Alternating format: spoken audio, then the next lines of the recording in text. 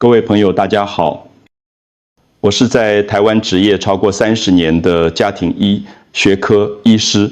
今天我要跟您分享一个令人震惊的事实，这个事实可能会颠覆您对营养补充的所有认知。如果您已经超过60岁，而且每天早上都习惯吃鸡蛋来补充蛋白质，那么请您务必把这支影片看完，因为我要告诉您一个很多人都不知道的真相。60岁以后，光靠吃鸡蛋不止无法增加肌肉，反而会让您的肌肉流失得更快。别忘了订阅我们的频道并开启小铃铛，这样您就能收到我们最实用的健康建议。我想知道您是否正在观看这支影片，如果您觉得这个内容对您有帮助，请在留言区打1，如果没有，请打0。这不是我凭空想象的，而是有科学研究支持的。台湾曾经针对超过6000名60岁以上的长者进行一项大规模研究，结果发现，那些只依赖鸡蛋来补充蛋白质的长者，他们的肌肉流失速度比其他人快了12%到18%。您没听错，是快了12%到18%。为什么会这样呢？让我用一个简单的比喻来说明。您的身体在60岁以后，就像一辆已经骑了20年的老摩托车，如果您加错了油，或是加油的方式不对，引擎就会衰退得非常快。鸡蛋虽然是好东西，但它是一种快速蛋白质，吸收速度太快了，而60岁以后的身体，消化酵素已经少了将近40%，根本来不及处理这么快速的蛋白质。结果呢，这些蛋白质没有被肌肉吸收利用，反而就这样浪费掉了，甚至还增加了身体的负担。如果您没有把这支影片看完，您可能会继续用错误的方式补充营养，明明吃对了食物，却用错了方法。结果就是您的双腿会越来越没力气，跌倒的风险也会增加1倍以上。这不是危言耸听，而是我在门诊中每天都看到的真实案例。但是请您先不要担心，也不要觉得沮丧。问题不是出在您身上，而是因为我们的身体在60岁以后确实产生了一些重要的变化。只要我们了解这些变化，调整饮食的方式，就能够重新找回肌肉的力量。接下来我会一步一步告诉您该怎么做。现在让我们来了解为什么60岁以后的身体会有这样的改变。其实主要有3个关键的生理变化，只要您了解了这3个变化，就能够明白为什么光吃鸡蛋不够，甚至可能适得其反。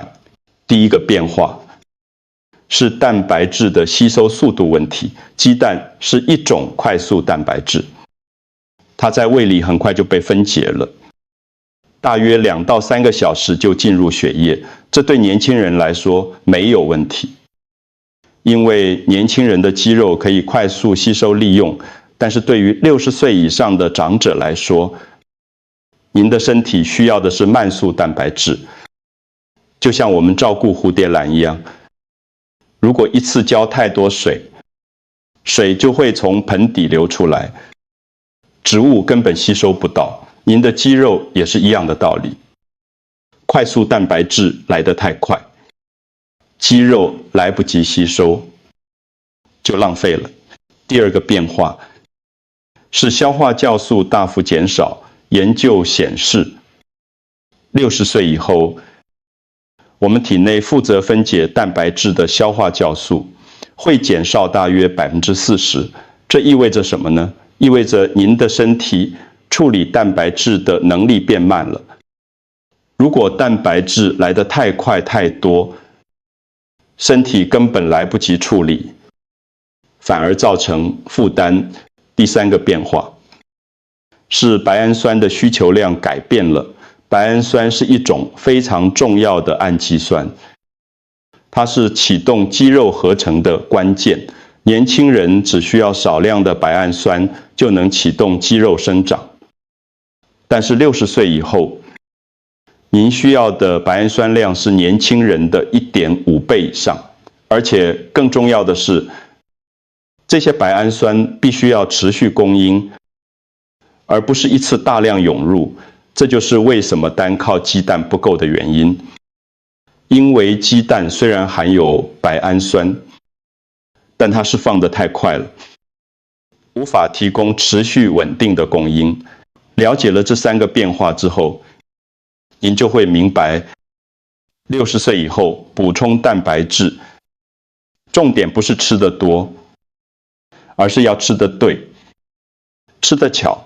您需要选择那些能够慢慢释放、持续供应营养的食物，才能真正帮助肌肉生长。接下来，我要跟您分享一个真实的案例，让您看看调整饮食之后能够产生多大的改变。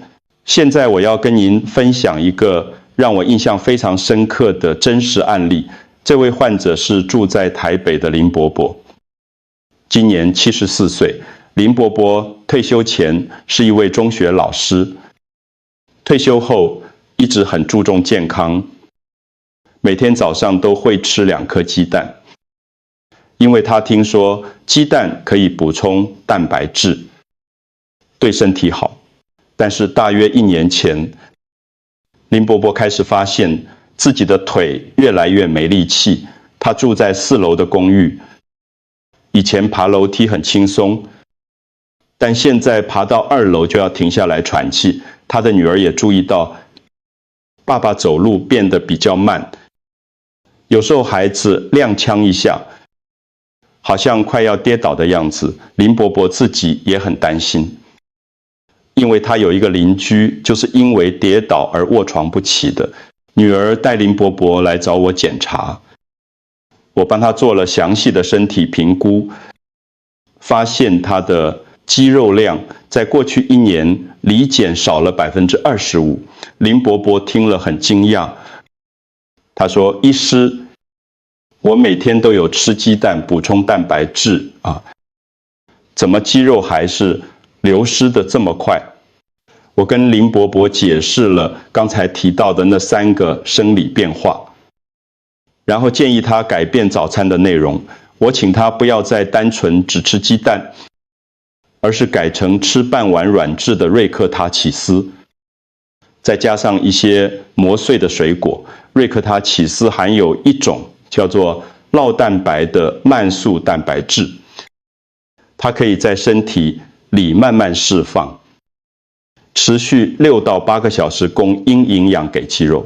这样一来，肌肉就有充足的时间吸收利用，不会像吃鸡蛋那样，营养一下子就流失了。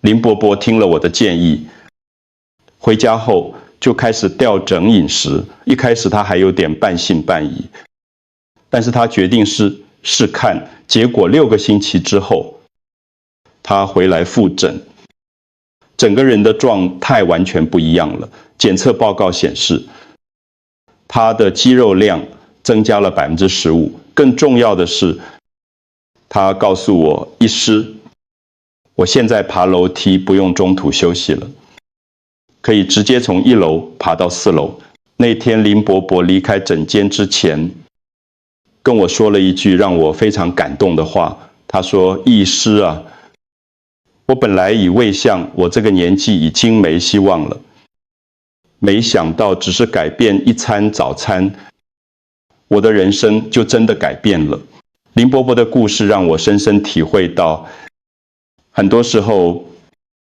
年纪大的朋友病不是没有恢复的可能，而是没有用对方法。只要找对了方法，即使是70岁、80岁，都还有机会让身体变得更强壮。那么除了瑞克塔起司之外，还有哪些食物是和60岁以后的朋友呢？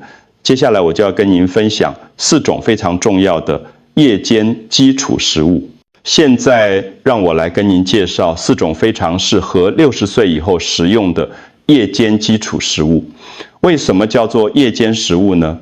因为这些食物的特性就是能够在您睡觉的时候持续供应营养给肌肉，帮助肌肉修复和生长。第一种食物就是刚才提到的瑞可塔起司，在台湾我们叫它乳清干酪，它含有丰富的酪蛋白。这种蛋白质的特性就是释放的非常慢。当您在晚餐吃了瑞可塔起司，它可以在您睡觉的6到8个小时里，持续稳定的供应氨基酸给您的肌肉。这样一来，您的肌肉在夜间就能得到充分的营养，进行修复和生长。瑞可塔起司的口感很柔软，即使牙齿不好的长者也能轻松食用。您可以在全联、家乐福这些超市买到。第二种食物是台湾人非常熟悉的豆腐，不管是板豆腐还是嫩豆腐都可以。豆腐含有完整的氨基酸，而且对于更年期后的女性朋友特别好，因为它含有异黄酮，可以帮助维持骨质密度。豆腐的料理方式很简单，您可以用传统的台式做法，把豆腐蒸熟之后淋上酱油，再滴几滴香油，就是一道美味又营养的料理。豆腐在传统市场到处都买得到，价格也很便宜，是非常经济实惠的选择。第3种食物是鹰嘴豆。鹰嘴豆最大的好处就是它可以稳定血糖，很多年纪大的朋友都有血糖偏高的问题。如果吃的食物常让血糖快速上升，不只对健康不好，也会影响肌肉的生长。鹰嘴豆的升糖指数很低，可以让您的血糖保持稳定，让您有更好的体力去活动。我常常跟患者说，鹰嘴豆是帮助您走得更久的食物。您可以把鹰嘴豆煮软之后拌沙拉吃，或是打成泥加在汤里面，都很方便。第4种食物是罐头蒸鱼或沙丁鱼。很多人可能觉得罐头食品不够健康，但其实这种鱼罐头是非常好的营养来源。它不只便宜，而且富含 Omega-3 脂肪酸和维生素 D。Omega-3 可以减少身体的发炎反应，维生素 D 则可以帮助身体吸收钙质，对骨骼和肌肉都有很大的帮助。很多年纪大的朋友之所以容易跌倒，不只是因为肌肉无力，也跟骨质疏松有关。蒸鱼和沙丁鱼罐头可以同时照顾到这2个问题。您可以把鱼肉拌在稀饭里，或是配面条吃，都很方便。这4种食物都非常容易取得，在全联、家乐福或是传统市场都买得到，价格也都很合理，不会造成经济负担。更重要的是，这些食物都可以煮得很软，即使牙齿不好的长者也能轻松食用。您不需要一次就把这4种食物都加进饮食里，可以先从1、2种开始，慢慢调整，找到最适合自己的方式。接下来，我还要跟您分享另外6种非常厉害的食物。这些食物甚至能够帮助75岁的长者增加肌肉。现在我要跟您介绍6种非常特别的食物。这些食物即使是75岁的长者，都还能帮助增加肌肉。第1种是小米粥。小米是一种非常古老的谷物，它含有丰富的镁。镁这个种矿物质对肌肉非常重要，因为它可以帮助肌肉放松。预防抽筋。很多年纪大的朋友晚上睡觉时会脚抽筋，其实就是缺乏镁的缘故。小米粥煮得软烂之后非常好消化，对肠胃也很温和。您可以在早餐的时候吃一碗小米粥，加一点核桃或是瑞科塔起司，就是非常完美的一餐。第二种是生蚝，生蚝含有一种叫做牛磺酸的营养素。牛磺酸可以帮助神经和肌肉之间的连结更顺畅。很多人以为肌肉无力只是肌肉本身的问题，其实神经传导也很重要。如果神经传导不好，就算有肌肉也使不上力。生蚝在台湾的海产店或传统市场都买得到，价格也不贵。如果不敢吃生的，可以煮熟，或是做成荷仔煎、荷仔面线，一样有效果。第三种是海带和海苔，这些海藻类食物含有碘，碘对甲状腺功能非常重要。甲状腺控制着我们的新陈代谢，如果甲状腺功能不好，整个身体的代谢就会变慢，肌肉也会跟着流失。海带可以煮汤，海苔可以当零食吃，都是很方便的选择。而且这些食物在台湾到处都买得到，价格也很便宜。第四种是螺旋藻。螺旋藻是一种蓝绿色的藻类，它的蛋白质含量非常高，甚至比肉类还要高。而且螺旋藻很容易消化吸收，对肠胃负担很小。您可以买螺旋藻粉，每天1小时加在豆浆或果汁里面喝，就能补充大量的蛋白质。螺旋藻在健康食品店或网络上都买得到。第五种是虎坚果，也有人叫它杏仁角，这是一种口感脆脆、微甜的小坚果。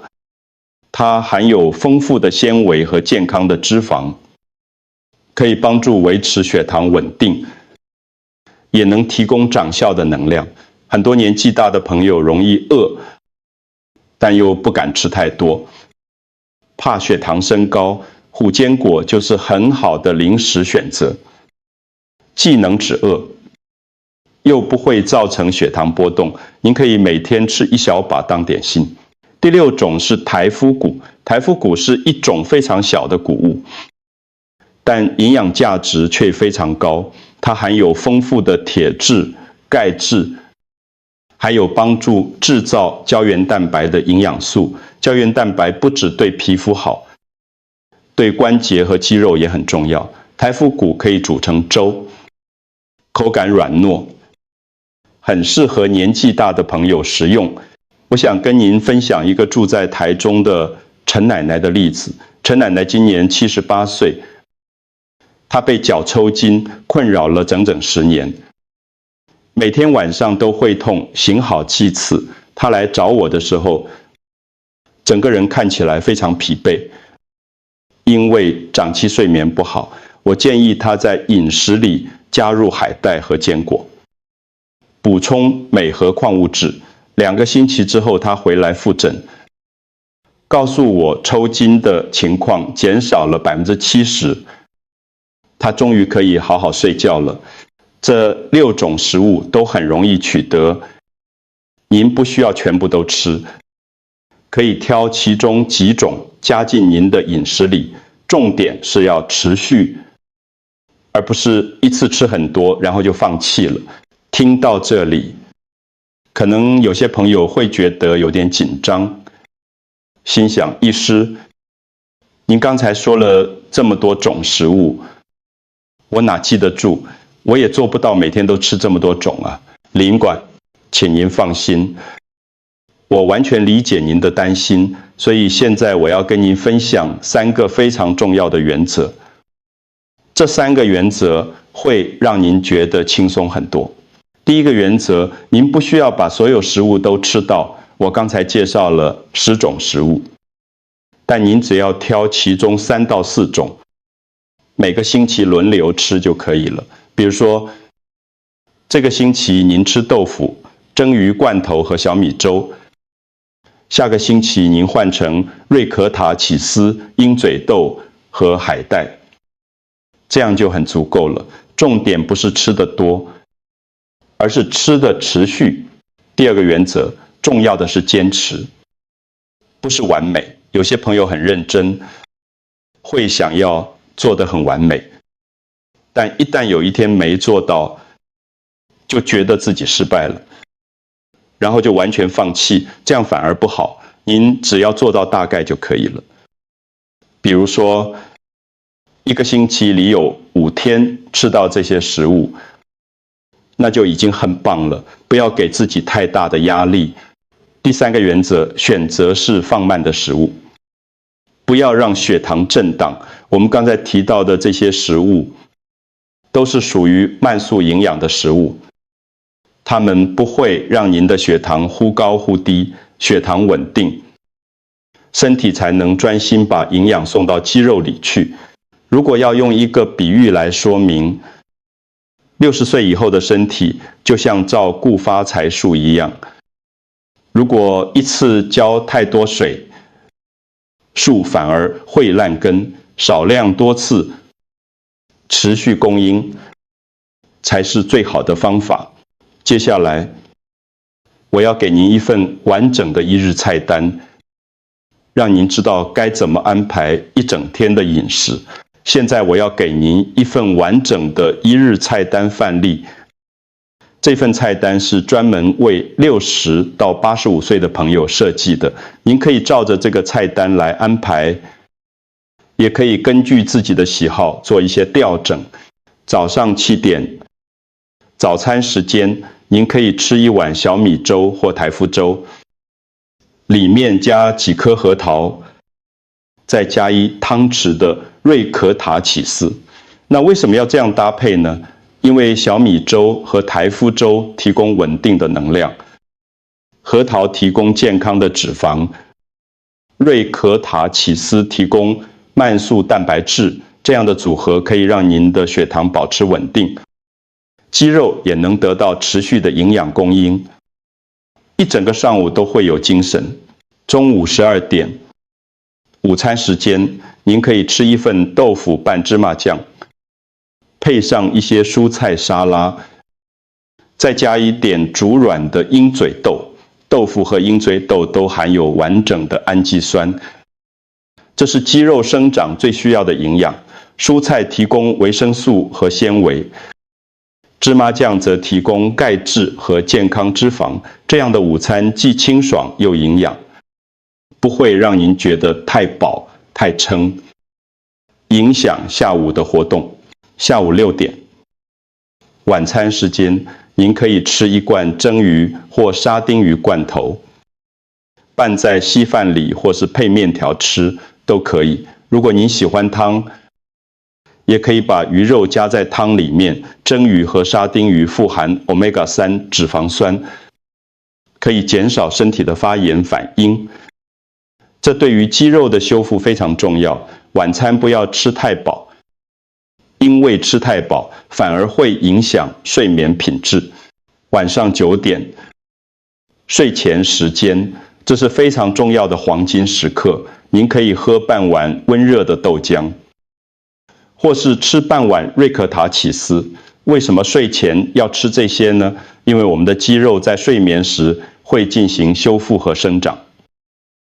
如果睡前能够补充慢速蛋白质，就能在整个夜晚持续供应营养给肌肉。很多研究都证实，睡前补充蛋白质对于年长者的肌肉生长特别有效。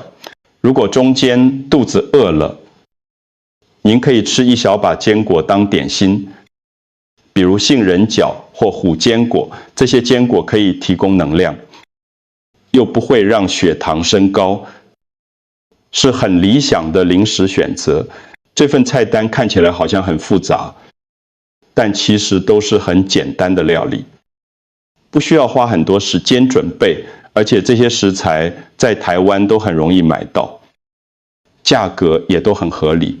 最重要的是，这份菜单可以让您的肌肉得到充足的营养，帮助您保持体力和活动力。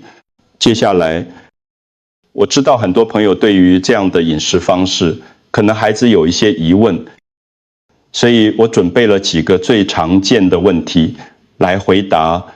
在门诊中，我常常会遇到一些朋友提出类似的疑问。现在让我来回答几个最常见的问题。第一个问题，医师，如果我吃素怎么办？如果您吃素，完全没有问题，您可以选择豆腐、鹰嘴豆、螺旋藻这些植物性的蛋白质来源，豆浆也是很好的选择。这些食物一样可以提供您需要的所有营养，只要搭配得当，吃素的朋友一样可以增加肌肉。第二个问题，医师，我的牙齿不好，很多东西咬不动，怎么办？这个问题也不用担心。我刚才介绍的这些食物，全部都可以煮得很软，或是打成泥。比如说，豆腐本来就很软，鹰嘴豆可以煮软之后压成泥，坚果可以磨成粉，瑞可塔起司本身就是软的，如果真的咬不动，您也可以用果汁机把食物打成流质，一样有营养。第三个问题，医师，我照着您说的做，要多久才会看到效果？根据我的经验，大部分的朋友在3到4个星期之后就会开始感觉到不一样。您会觉得走路比较有力气，爬楼梯比较不会喘，精神也会比较好。如果持续做3个月，肌肉量就会有明显的增加。最后，我想告诉您，没有人会因为年纪太大而失去变得更健康的机会，只要用对方法。70岁、80岁都还有希望。最后，我想跟您分享一个让我非常感动的故事。这个故事的主角是住在高雄的张伯伯，今年82岁。张伯伯的女儿用轮椅把他推来我的诊间时，我看到的是一位非常虚弱的老先生，他的双腿已经没什么力气，几乎无法自己站起来。女儿告诉我，她已经在考虑把爸爸送去安养中心，因为实在没有办法照顾了。那天张伯伯跟我说了一句话，让我到现在都忘不了。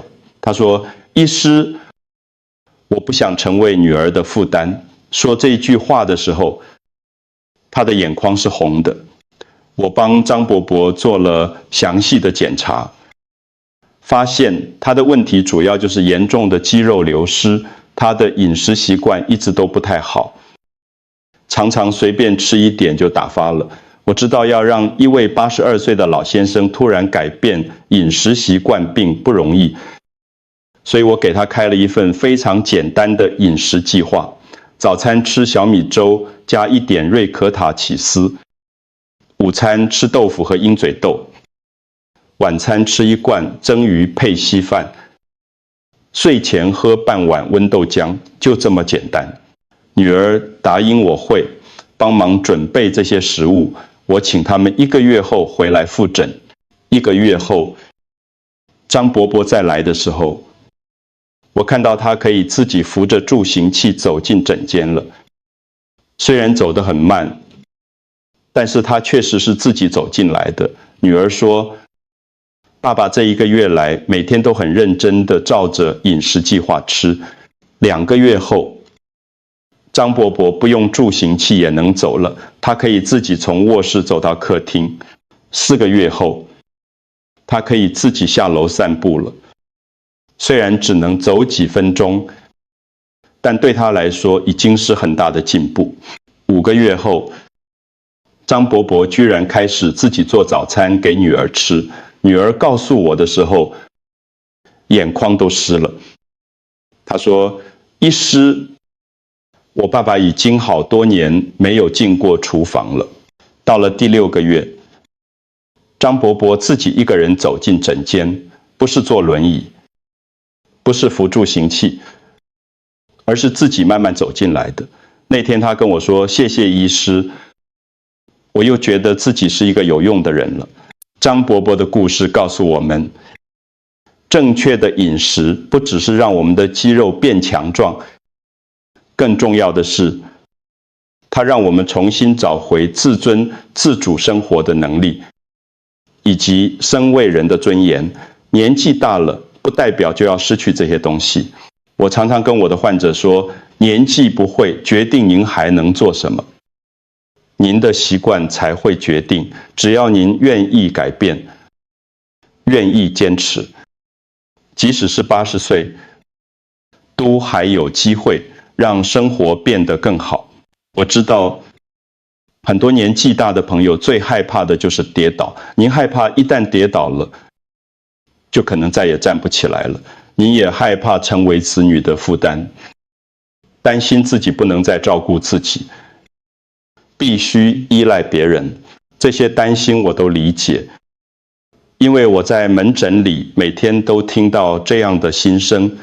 但是我想告诉您，您的身体比您想象的要坚强得多。即使现在您觉得自己很虚弱，觉得什么都做不了了，但只要您愿意做出一点小小的改变，您的身体就会开始回应您。人的身体真的很奇妙，它有非常强大的修复能力。不管您现在是60岁、70岁还是80岁，只要给它正确的营养，它就会开始变得更强壮。您不需要一次做很多改变，也不需要给自己太大的压力，您只需要从一件小事开始做起就好。比如说，明天的早餐，您就是逐加1汤匙瑞可塔起司进去，就只是这样一个小小的改变，就可以是一个新的开始。记住，您不是孤单一个人，您有家人关心您，有医师支持您，还有很多跟您一样的朋友也在努力让自己变得更健康。我们都在这条路上陪着您，您只需要迈出第一步，就从明天早餐的那1汤匙开始吧。如果今天这支影片对您有帮助，我想请您帮我一个忙，请把这支影片分享给您关心的家人或朋友，特别是那些年纪比较大的长辈。也许您的分享就能改变一个人的生活。如果您希望我制作更详细的每周菜单，包括采买清单和料理步骤，请在留言区打清单2个字，让我知道您需要。如果需要的朋友够多，我会在下一支影片里详细说明。最后预告一下，在下一支影片里，我要跟您分享一个很多高血压患者都会犯的错误：什么吃得太清淡，反而会让血压更高。这个真相可能会让您很惊讶。谢谢您今天的收看，我们下次见。记得照顾好自己的身体，就是对家人最好的爱。